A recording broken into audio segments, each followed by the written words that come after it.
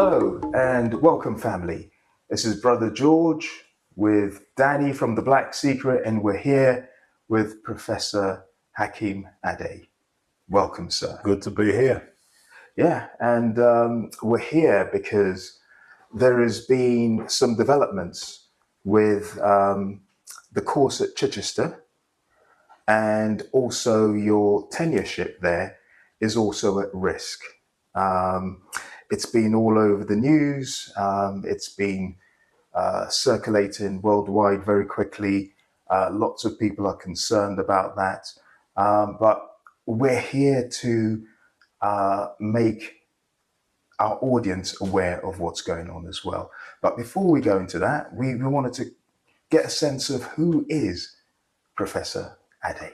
That's a very good question. Question often asked and seldom answered, I guess. Yes. Who am I? What am I? Well, I'm Professor of the History of Africa and the African Diaspora at the University of Chichester. I was the first person of African heritage in Britain to become a professor of history. I've taught at the University of Chichester for 11 years now. As it's probably obvious, I'm a historian by training. I write, I suppose the way I write about Africa is always to include Africa and the diaspora. So I've always taken that approach to history. I write a lot about Pan-Africanism, the history of Pan-Africanism in general. I write a lot about the history of African and Caribbean people in Britain. Really anything to do with Africa and Africans historically, I'm interested in. I write about. My last major book, I suppose, was African and Caribbean People, A History, which was published by Penguin last year. In fact, it will come out in paperback this year, which is an entire history of people of African and Caribbean heritage in Britain going back several thousand years, right up to 2020. So yeah, that's the kind of things I do. I'm the consultant historian for the Young Historians Project, a project for young historians of African and Caribbean heritage between the ages of 16 and 25, which was set up to encourage young black people to engage with history. I'm involved with the History Matters initiative that has its own online journal, which organizes conferences, so anything really to do with history. Wow. Yes, a very impressive and long journey of that's the short activism. version. That's a short version, family. But can I take you right back to the beginning? Sure. What sparked your interest in history? What got you interested in history in general and Black history? Okay, well, that's in a way two different things. If I think about them chronologically, that is. I first got interested in history when I was about 4, I suppose probably 4 or 5 years old, back in the day. That would have been, oh my goodness, that's almost in the 1950s, maybe not quite 1950s, but a long, long time ago. That's the last century for younger people watching.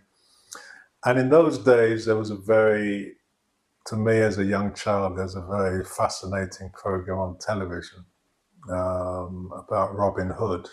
I don't know whether people know about Robin Hood today, but they certainly do. Yes. Robin Hood was a kind of medieval freedom fighter in England, we could say. A legendary freedom fighter. The historians are unsure whether the figure actually existed and so on. So anyway, there was a television program about Robin Hood, and so I love Robin Hood, and obviously it's set in medieval England.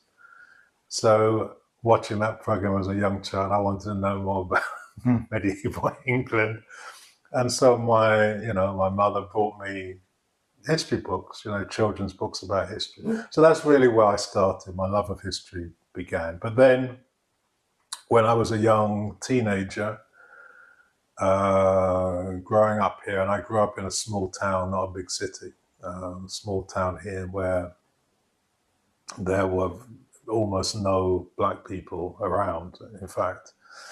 So I went through a lot of challenges, as a 13-year-old, 14-year-old child, growing up in terms of, identity and racism and wanting to understand why there was this thing called racism, why nobody ever said anything positive about Africa or black people, why there were probably no black people on TV, all these kind of questions came to me as a child, and I didn't really have anyone to answer them. Didn't learn anything at school.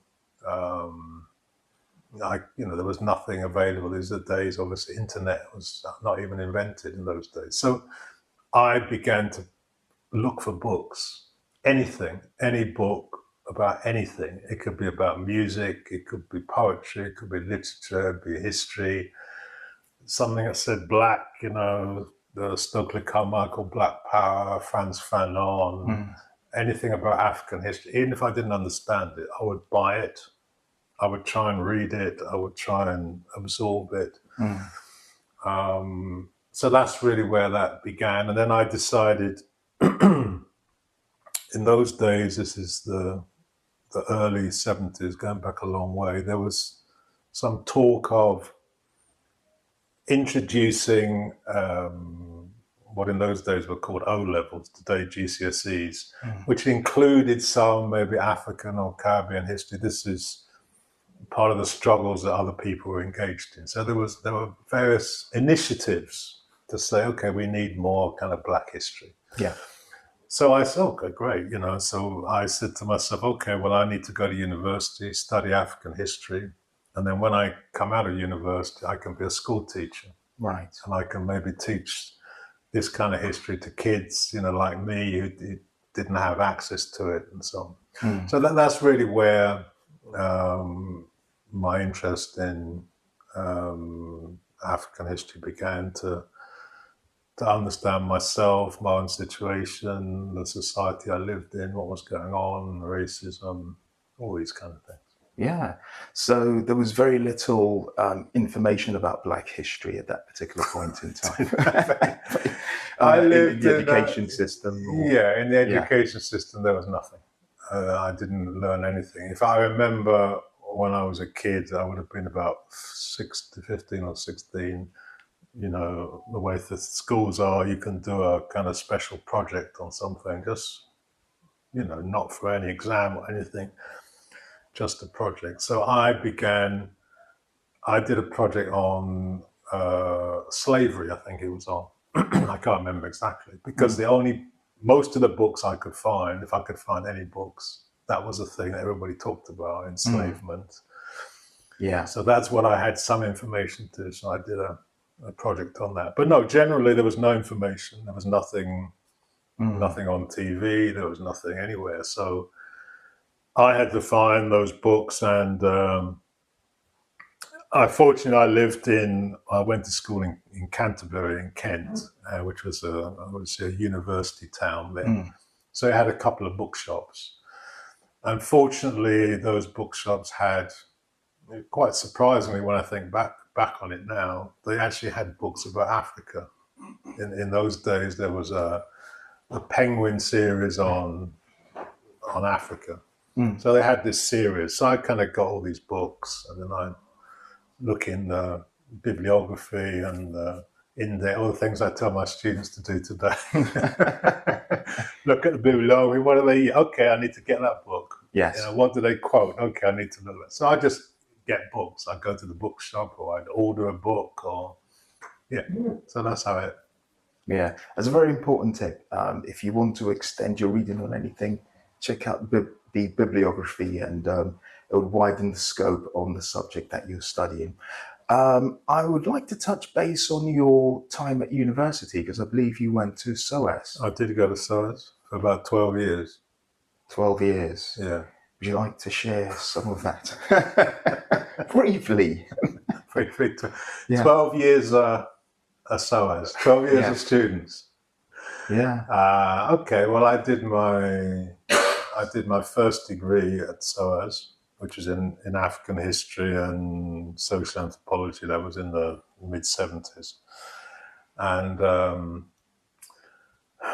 I don't know how many stories I can tell you about SOAS. I mean, the SOAS in those days.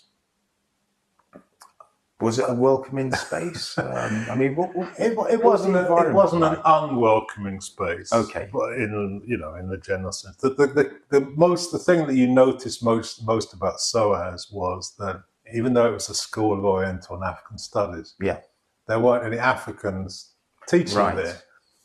So if you went to learn, Swahili, you wouldn't have a native Swahili speaker. I mean that in the sense of somebody whose mother tongue was Swahili. You wouldn't have, an African teaching you Swahili, or you learn Hausa. You wouldn't have. So that was the first thing that kind of was a bit astonishing that that was the case. With history, I mean, we had some interesting characters in the history department. I'll only mention perhaps one. We had in those days he was an old guy, he's probably younger than I am now. We had a guy called Roland Oliver, Professor Roland Oliver, who nobody, I'm sure, will ever have heard of today. But Roland Oliver was actually one of the sort of pioneers of African history, academic African history in this country from probably the 1950s. But I mean, we thought all these guys were very old-fashioned, very sort of conservative, had almost like a kind of colonial approach to history of Africa. So from that point of view, it was sometimes, challenging. But of course, as students, and particularly the black students, we would get together and discuss things, and you sometimes would learn more about things from outside the classroom. Obviously, a lot of things were going on politically at that time in the 70s. We had at SOAS, there were quite a number of students from Ethiopia. And this was at the time just after the revolution in Ethiopia, at the time when the Derg, the military government, took power.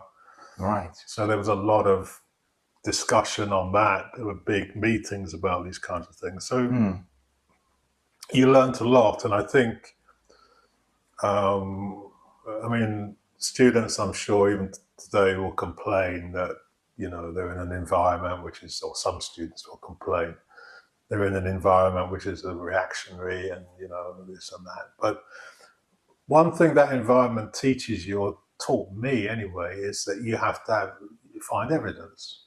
If you want to say X, you find the evidence. And I remember Roland Oliver giving me I think he gave me an A, or in those days they gave you funny marks. He gave me an AB for something, and he said, great. Couldn't make his mind up.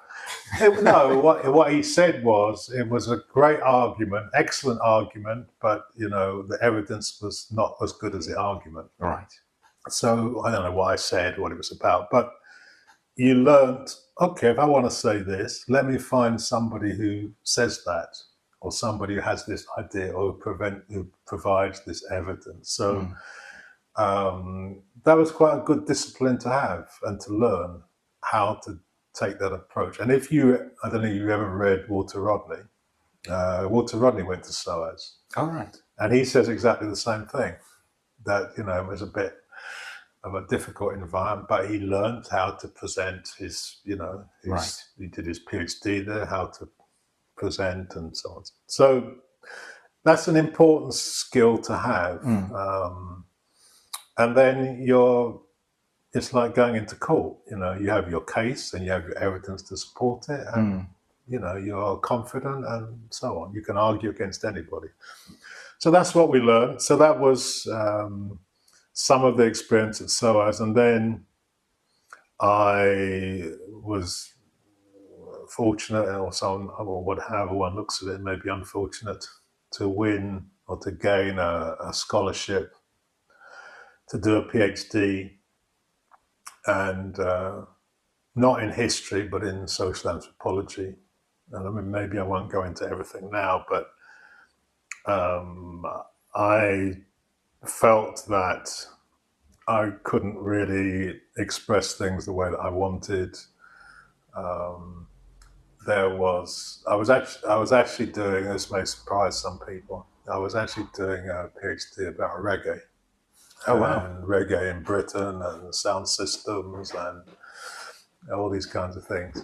And there was a plan that I should, go to Jamaica. And anyway, there were various plans afoot. But as it happened, I felt kind of stifled by it. Normally when you do a PhD, or certainly in those days, you'd go through a kind of major upgrade from MPhil to PhD. So they didn't upgrade me. There were various issues on. So I decided, okay, let me just leave this. This is just a waste of time. And let me go and become a teacher, which is what I really wanted to do. All this academic nonsense. It's a waste of time. Let me go and become a teacher. Yeah. So I left in the middle, or after a couple of years, and applied to teacher training college in 2 places. I won't name them because they both rejected me. Right. And so, yeah, you have to deal with a lot of rejection, unfortunately, in some cases. But can I ask you, around this period, you started to become more active. Was part of the plan or idea of becoming a teacher to bring Black history to the students as well? Yeah, no, that's exactly right. As I said, that at that time there was a plan, there were these ideas about having GCSE courses which included some Black history. That was the idea. So yeah, so my thinking was, to be exactly that, to be a history teacher who had a background in African history, so I could contribute in that way. But as I say, unfortunately, the teacher training colleges all rejected me. Right. So I joined the ranks of the unemployed for a couple of years, and then anyway, did various things before, about 5 years later, then returning, deciding that I couldn't get into teacher training college. I then managed to train as a teacher and began to teach in FE colleges. But it was actually difficult to teach the history I wanted to teach in those colleges. And people said to me, look, the only way you're going to be able to teach the history of Africa is at university. And for that, you're going to need a PhD. So I said, okay, I better go back to university and do another PhD. So I did. Right. I went back to SOAS again for another 7 years, and was teaching part-time, and did a PhD. Right, okay. And out of that, was that around the time when you formed the, is it British? BASA, yes. Black and Asian Studies Association, yeah. Can you tell us a bit about that and the work that you did? Yeah, well, the subject I did for the PhD was on West African students in Britain, generally speaking. So I was looking at Africans in Britain, but also obviously their connections with West Africa and what they were doing and so on. But much of it focused on Britain. Right. And during the time I was doing that research, I came into contact with Marika Sherwood, who some people will know as a historian of Hungarian origin or descent. She was doing similar kind of work. Right. And we were really 2 of the only people who were doing that kind of work. So we kind of became friends, and we got together, and and it became clear that nobody was really looking at the history of Black people in Britain, that people of African and Caribbean heritage in Britain, on a kind of in a systematic way. So in other words, you'd find there was a conference held in 81, there was a conference held in 83, but there was nothing that joined all this up or did something regularly. So we decided to form an organization which would encourage people to research this history, encourage the teaching of this history in schools and universities, encourage everything to do with basically this history. And in those days, we decided it would be the history of African, Caribbean, and South Asian people in Britain. Everybody, you could say. Right. Because the problem, extended to people of South Asian origin as well. So we started that organization in 1991, and it brought out a quarterly newsletter, and did various other things, held conferences, organized things for teachers, for archivists, for anybody, librarians. We used to go and lobby government. And what kind of response did you get from the government back then? I can imagine from your reaction, it's not entirely positive. Well, I can remember, amongst others, I remember two incidents. One time we went to the, Imperial War Museum, and we arranged a meeting with the director. This is probably 30 years ago or something. And we said basically said to the director, well, this is called the Imperial War Museum, but we can't see any Black people in it. Here. So how do you explain that? And I mean, I think he was kind of quite polite. I can't quite remember, but essentially he kind of showed us the door. He said, wow. Thank you for that. Thank you, but no thanks. And then we had a meeting with, we met, I'm not sure if he was actually the education secretary. He may actually have been Secretary of State for Education, but he was a minister in the government. And we had a meeting with him and said more or less the same kind of things, that, this was a disgrace and things needed to change in schools and so on and so forth. National curriculum needed to reflect the history, to reflect the history of Britain. So we had loads of these meetings, and we did have some impact. There's no doubt about it. We definitely had an impact, but I mean, it took a lot of work and it was very slow, and we were really the only people doing it. Today, it's kind of almost fashionable. People say, oh yes, we're doing this, like they've invented it. Yeah. We were doing this, over 30 years ago when nobody was doing it. And, the work we did has created the conditions for the work that we're trying to do today, and the work we're trying to do at the University of Chichester and, in other places.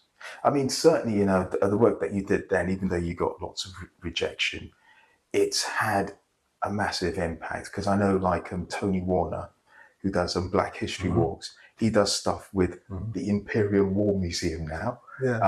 And they've done various different presentations as well of, Afro-Caribbean and Indian servicemen as well. Sure. So, it's probably taken, 25 it's taken years, about 30 years. Yeah, we started in 91. I mean, we were doing stuff even before 91, but we did it in an organizational way from 91.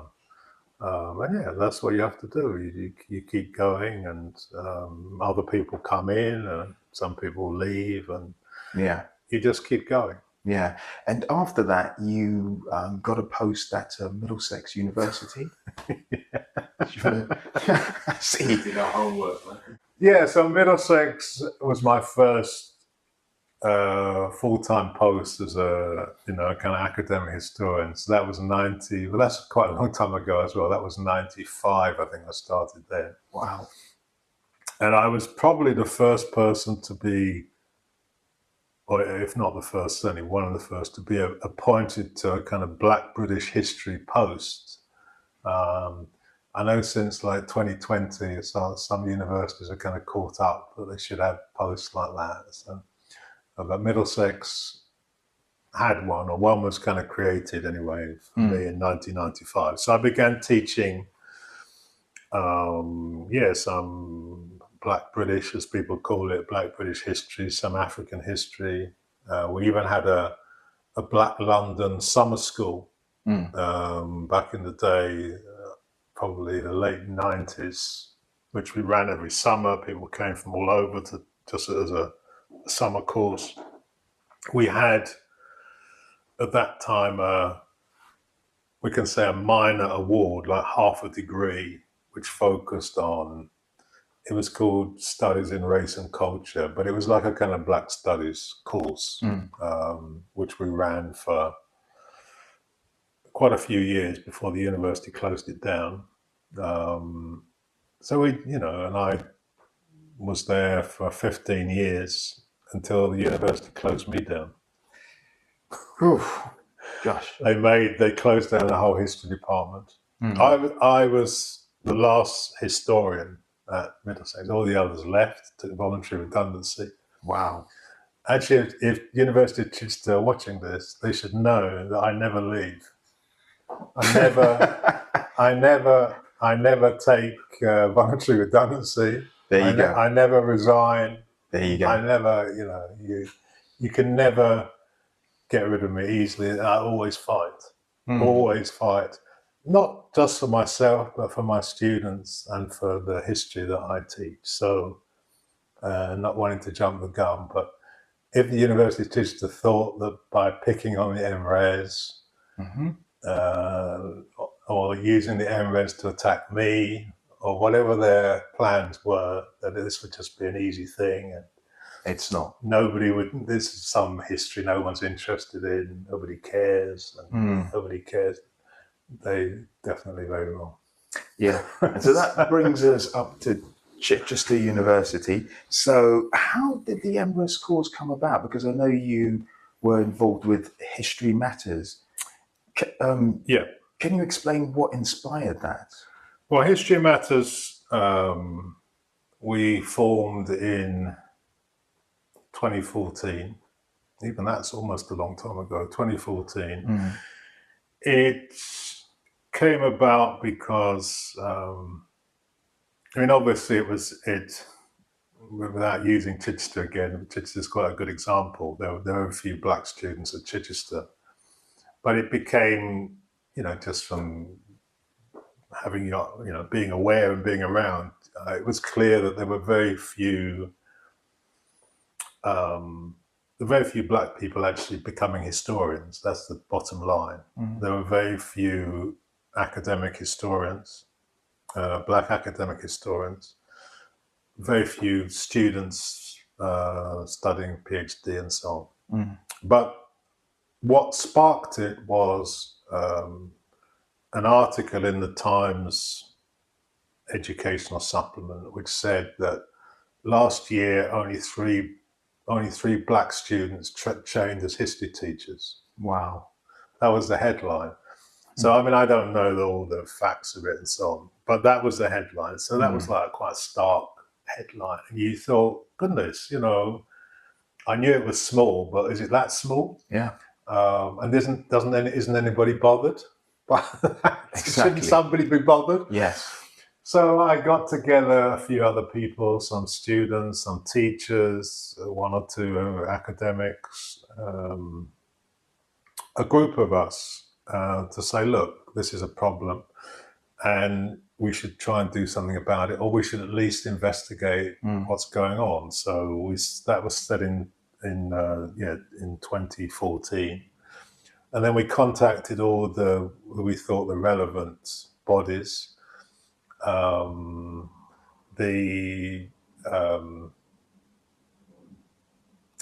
Royal Historical Society, the Historical Association. At that time, HEFCE, the Higher Education Funding Council, had a kind of I can't remember what it was called, like a diversity subcommittee and so on. So we contacted all these people and said, look, these are, prior to that, we did a little bit of investigation. So we found at that time that if you look at the statistics for even at graduate level, undergraduate level, history, for black students, history was the third least popular or the third most unpopular, however you look at it, subject. Wow. The only subjects which were less popular amongst black students were agriculture and veterinary science. Agriculture. Agriculture. Apparently agriculture Wow. amongst black students is not popular. I don't know why. I don't know why that should be the case. Or veterinary science, they're kind of connected, but I don't know why nobody wants to be a farmer. I mean, what's wrong with that? So this, it was kind of striking because, as we know, like kind of community level, everybody's interested in history. There's all kind of projects, there's classes, there's, walks, there's this, there's that, there's everybody thinks they're a historian or claims to be a historian and so on. So there was a kind of mismatch between the interest that exists at the community level and what young people are doing. So, and in fact, we found that every level, at school, at university, at postgraduate, at teacher, every level, there were very, very few black people. Wow. For example, school teachers, I think there are 16,000, this was at that time, there were 16,000 history teachers in schools, but only 226 black history teachers. Yeah. So these were like startling kind of figures. So we went to all these associations and said, look, these figures are like quite alarming. Like, what are you doing about it? And they all said, what figures? What do you mean? Why, in fact, Hefke said, well, we're not concerned about that. He said, well, you're whatever you're diversity or you're something subcommittee, why are you not concerned? They said, oh, well, we're concerned with, so many things, we can't just focus on this. Anyway, everybody gave their excuse. So we said, okay, let us do something about it. And we planned to hold a conference, which we called History Matters Conference, which was held in April 2015. And we invited young black people, basically school students, undergraduates, postgraduates, some teachers, and a couple of people who were kind of doing a bit of research on the problem. And we had a conference, everybody spoke, gave their views. There were various recommendations that the conference drew up. One of the recommendations was to set up a master's level course for older students, mature students, people who had been put off history maybe at school, but in their sort of private lives, as it were, loved history, were interested in history, and maybe wanted to do some research or maybe just wanted to become historians. So a course which would train them, encourage them, bring them back to education and produce some historians and produce some research which would be, useful and helpful and so on. So that's what I did.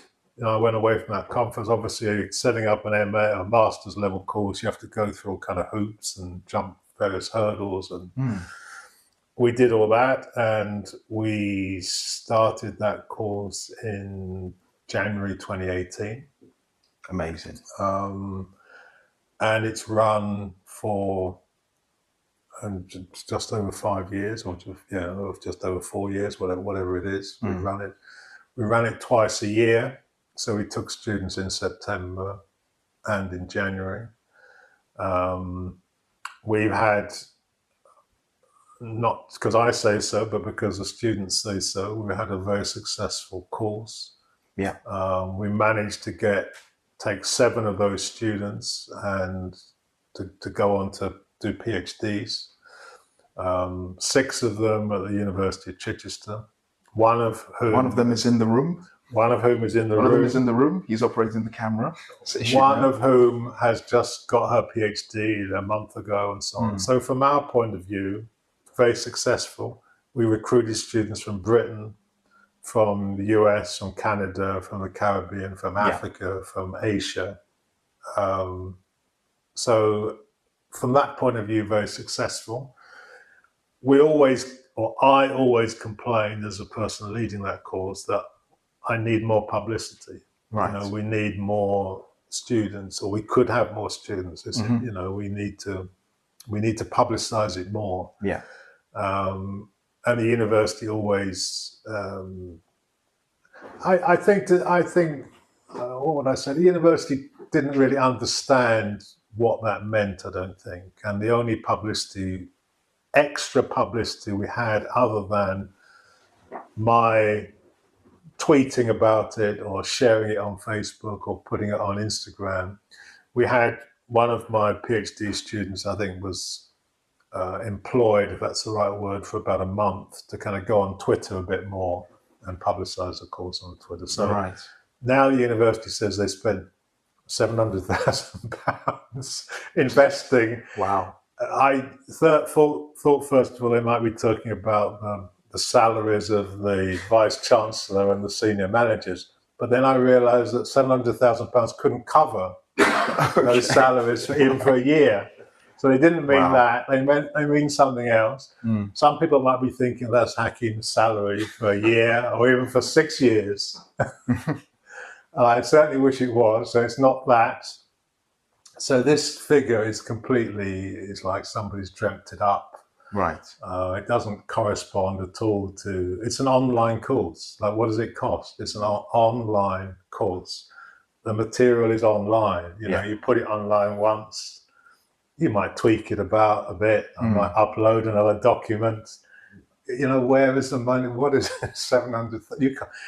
If you had that kind of money, just think what you could do. I mean, Danny could have been given a bursary. Yeah. You know, you could have paid for students to come on the course. You could have almost taken over the world with an advertising campaign. You'd be rivaling, you know. It's just an amazing figure that you can't understand. So anyway, that's the situation. And then, sorry.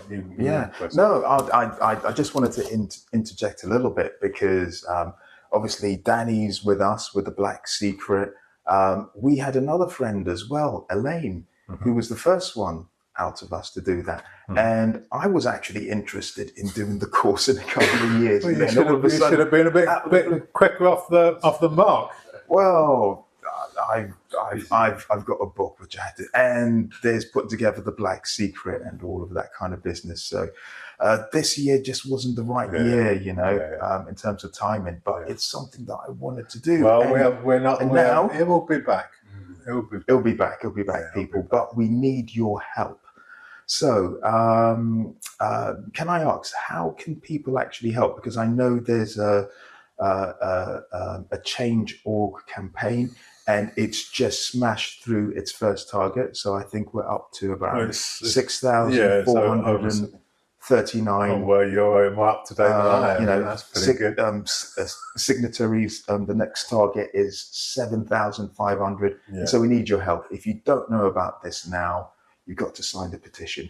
But is there any other way in which people can help and support you? Well, I should just explain, because I don't know how you're going to present things, but I should just explain what's happened. Otherwise, people won't know what they need to sign. So anyway, as I said, we've been running this course successfully, no problems. There were no targets for it in terms of numbers and so on. In fact, the university even boasted about it. You know, we got this course, we recruited all these PhD students who were leading the country and all this kind of thing. And then in May this year, I was told that the university is going to review all postgraduate taught courses and decide, you know, whether they're viable or whatever. And there would be a target. Really the target was set, you know, after the university knew what the figures were. So they set a target. And then the idea was, if you didn't meet that target, your course would be reviewed. You know, they'd suspend recruitment and be reviewed. So I thought, okay, well, that's something that's going to take several months. You're going to go into, you know, all these things, how to market it, this, that, and the other. No, about a week after I was told, well, your course is suspended. Wow. The MRes is suspended. The students who've enrolled this year are going to be told to stay at home. It doesn't exist, and so on. Wow. And so I say, well, you know, what can I do, and what can we do? Well, nothing. There was nothing that could be done. I went to see a very senior member of the university who's responsible for EDI, for diversity, equality. I said, look, we're recruiting mainly black students. It's a course about the history of Africa and the African diaspora. There's an obvious issue of, of EDI here. You know, this is kind of discriminating against particular kind of students, a particular kind of history, as well as against me. He said to me, I can't do anything and I can't say anything. It's out of my hands. I said, well, if you're the person who's responsible for these things and you say you can't do anything, what kind of policy exists? It doesn't. It makes it's meaningless to have a policy and then you breach it immediately. Anyway, that was the situation. So, and he also said to me, well, it's a cost-cutting exercise. So I said, cost-cutting exercise? I thought it was about like the marketing of a course and how to do it effectively. He said, no, it's a cost-cutting exercise. So I said, well, the only way you can cut costs is to get rid of me. So that's what it's about then. It's about redundancies. Right. So I don't think he didn't answer, kind of, but it's clear. I've been around long enough to know what it means. So then I went on holiday, if you can call it a holiday. So I had a few weeks to think about becoming unemployed. But I had no official anything from the university. Then I got back and I found I was summoned to another meeting. Wasn't told what it was about. It was called something like institutional change. I said, what does that mean? I was given another phrase, which is even more obscure. I said, well, what does that mean? Just tell me in simple English, what is the meeting about? I need to come into a meeting. What's the agenda, No, nothing. So I said, okay, I need to go with my union representative. This is, I would be stupid not to. So I went to the meeting and basically I'm told, this course hasn't recruited to our satisfaction.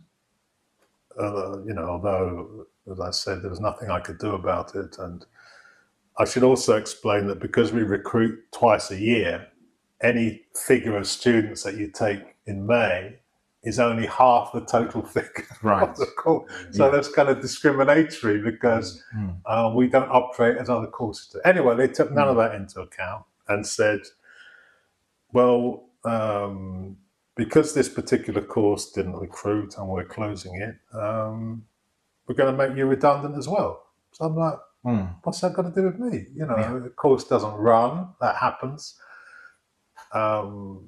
This is ridiculous. Anyway, that was the essence of it. That's what they've done. So they've closed a successful course. Yeah. They've linked my employment, even though I'm not contracted to teach that course. Right. I taught at the university before that course existed. Yeah. I have other, anyway, all that kind of thing. Yeah. So it's then that we, obviously I said, well, have you informed the students? And so they said, no, it's all confidential. So the first thing I did was to tell everybody. Told all my students, wrote to all my students, said, look, this is what's going on. And then it was the students and others who launched the petition. And then, as you say, things have developed since then. We've had, as you say, over 6,000 signatures from all over the world, mainly Britain, but also US, Brazil, Ghana, Nigeria, the Caribbean, you name it. And we've been fortunate. It's been covered in the Voice, in the Guardian, on BBC Radio, on Talk TV, on various chat shows in the US, and so on. A lot of people are very. It's actually very inspiring, I have to say. Yeah. If you go on the website on change.org and look at the comments that people write, it's just it's just so inspiring. And of course, on social media, on Twitter especially, a lot of coverage there.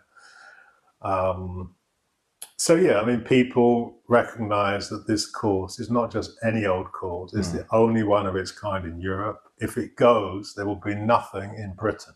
You will not be able to study this history.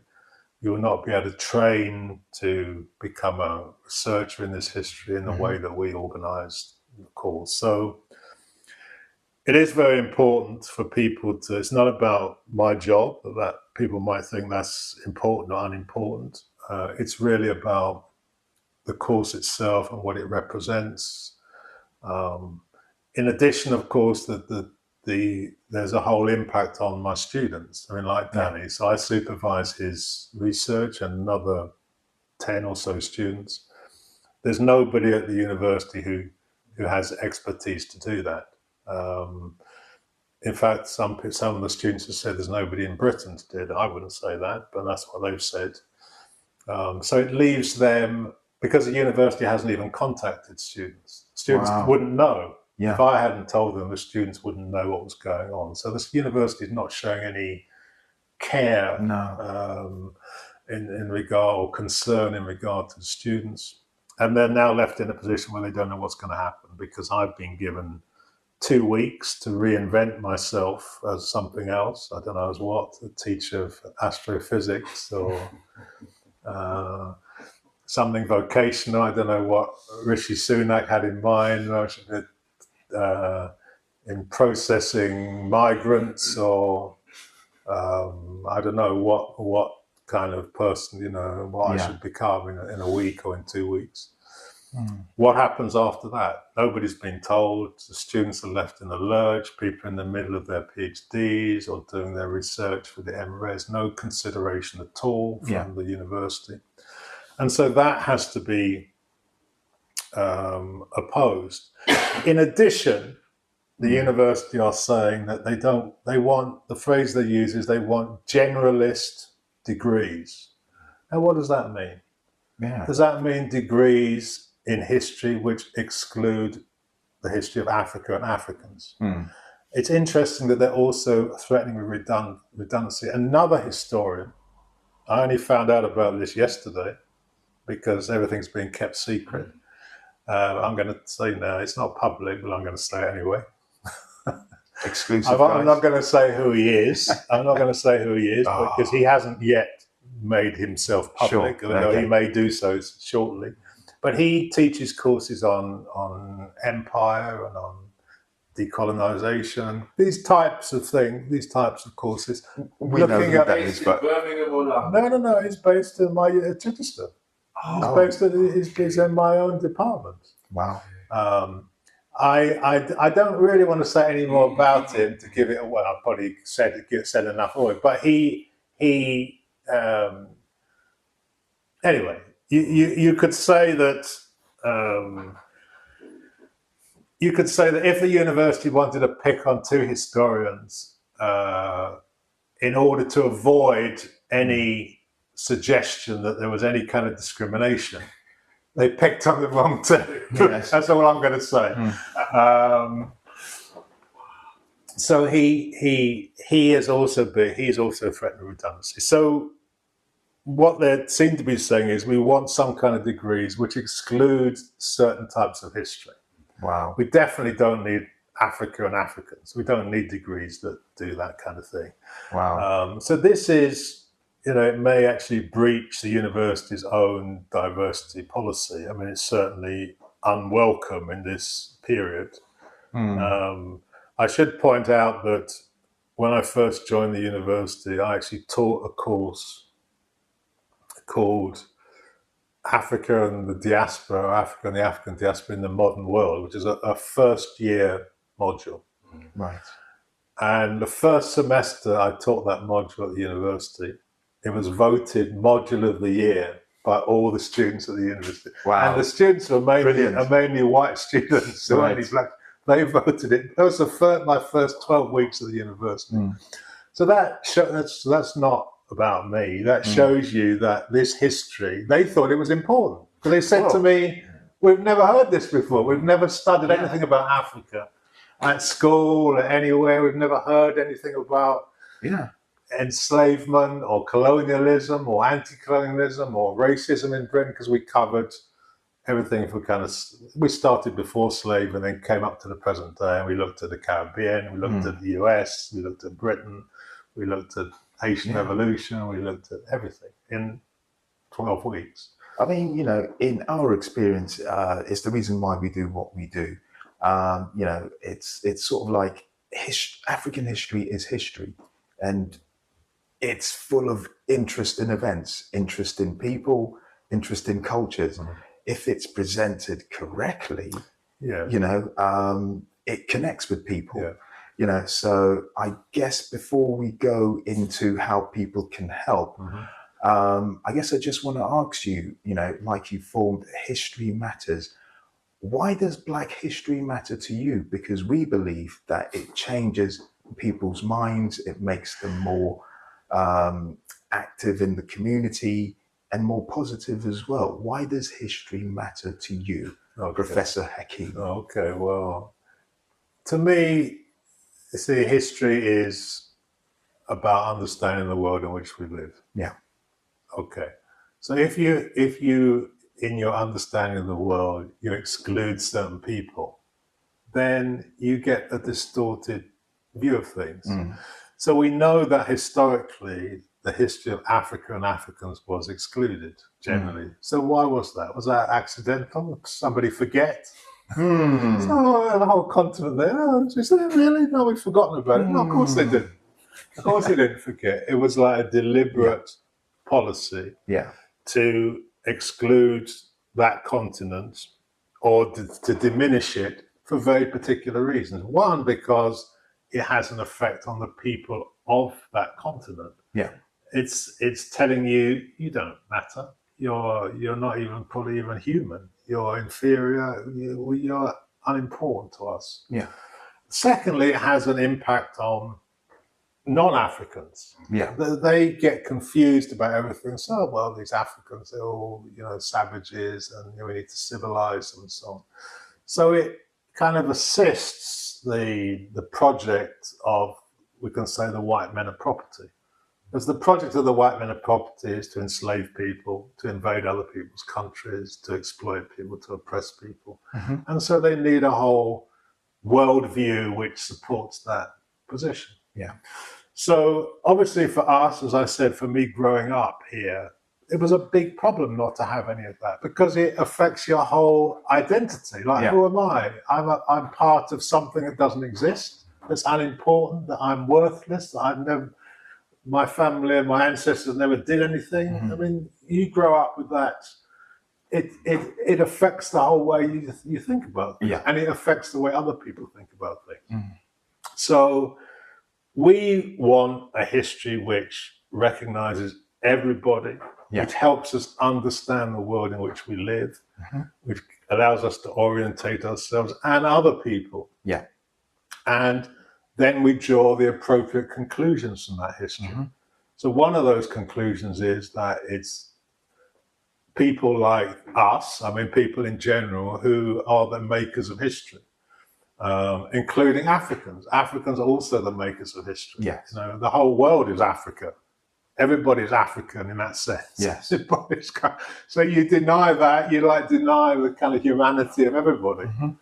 So this history is very, very important too, and we could add that the history of Africa and Africans is part of British history. How can you understand Britain and you exclude Africa? You exclude the Caribbean, you exclude African and Caribbean people in Britain, you exclude all these things that had such an impact and have made Britain the way it is. So presenting generalist or whatever it's called history is just Eurocentrism. We're using another word, and there's no rationale for it. There's no justification for it. It's essentially a kind of racist way of looking at the world, Eurocentric way of looking at the world. So it's important for us to oppose that, to say this is not acceptable, even if there was no MRes, or there was no Hakim Adi, or there were no Danis, there were no students. Yeah. If a university said, we are going to produce generalist degrees or whatever, which it going to exclude certain people, we should be concerned about it, and we should Absolutely. the fact that within that context, they then say we were going to close the only course of its kind in Britain, in Europe, in the world, and do all these things and have an impact on the students already there, as well as students like you who haven't started yet. Yeah. That is very, very serious. And then to use that to attack me and say, you know, this person who was the first British citizen of African heritage to become a professor of history in the country, who 2 years ago we were saying how wonderful he was and he'd done this and he'd done that, and boasting that we were the first university to appoint such a professor, to then say, to use some excuse to say, well, we don't need this person. Who is he? He's nothing. We don't need him to teach history. We can teach history without him. Isn't that insulting? Absolutely. It is. That's not just insulting to me. That should be insulting to everybody, that they can even say such a thing and think that they can get away with it by you know, some sleight of hand. Yeah. If they haven't recruited students, then the logic of that is that the director of marketing should lose their post, or the vice chancellor should lose their post, or the head of my department should lose their post. What has it got to do with me? I'm not responsible for recruiting students. I did my job. I taught people. I encouraged them to do PhDs. I recruited students the best way I could from all over the world to do the course. What more could you do? And then, having done all that, people to say, "Oh, well, that's definitely a reason to get rid of you." No, that's not. That's not acceptable. So, we're asking people to publicize what is going on, you know, to understand the significance of what's going on. We have the support of my union. I've issued a statement today saying this is an attack on Black academia, but we could say it's an attack on academia generally. It's an attack on our history, not just the history of Africa and Africans, but British history in general. It's saying that this history is worthless and can be excluded at a whim, and any excuse can be used and so on. So we want people to support us. The matter's been raised in Parliament. There was an early day motion put down. It's news all over the world. It's in the papers, it's in the Voice, it's online, it's so on. So please support the petition, which is on change.org. You just need to put in my name, Hakim Adi, it will come up. Or you can go to History Matters online and to the blog section, you'll find it there. Or you can just go to my website, hakimadi.org, and as soon as you go into the site, you'll see something, a bar you can click on and go straight to the petition. And you'll also find it on Twitter, it's on Facebook, it's probably on Instagram. People can find it. If you can't find it, you can write to me, you can easily find me. And we'll give you the details. And if I might say, the only way in which we can really make a difference is if we take action, and we have to fight for the things that we believe in. And, you know, your story, what you've shared with us, shows that that's the principle in action that you've taken. And it's made a big impact on the development of Black history being incorporated into mainstream academia as well. This is very important. You know, in some ways you were kind of ahead of your time, and you might look at it and say, well, okay, look,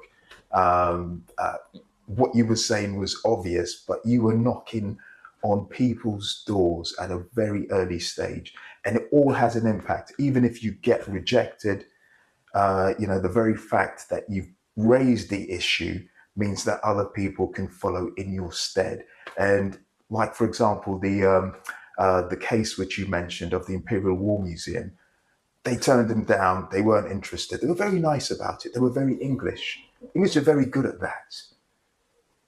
And they know how to, you know, maintain what they want and be polite about it. And maintain the status quo. But we now have initiatives taking place at the Imperial War Museum celebrating Afro-Caribbean, Air Force men, soldiers, Asian men in the army and so forth. So it's taken 25 years plus, but it's made an impact. That's what we're all about, and that's what this is all about. So we want you to take action, spread the word, do what you can, let people know about this, because as you can see, it's an injustice, or we can say that there are levels of injustices taking place here. And we need to be aware of that, because history does matter. Black history does matter. That's why we do what we do. So Professor Adi, thank you very much. It's been a pleasure. Pleasure's all mine. Absolutely. And we're going to make that difference. We're going to fight. They picked on the wrong professor here.